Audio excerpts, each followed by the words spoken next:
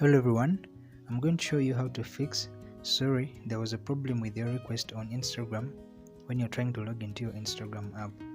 So I'll show you 3 steps on how you can fix this.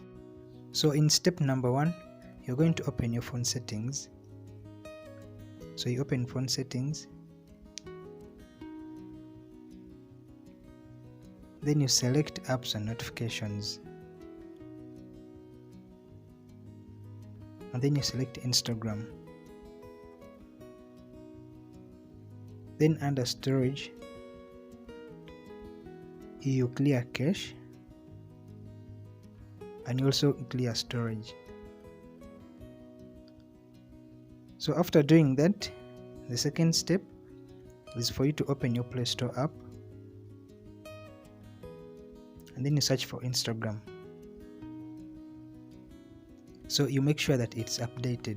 So after updating your Instagram app, then you go back to phone settings, select apps and notifications, and then you select Instagram.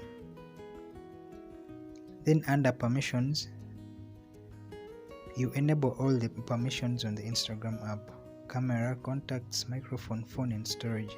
So after doing that, you can now log into your Instagram app, and successfully this error will have been fixed. So thanks for watching.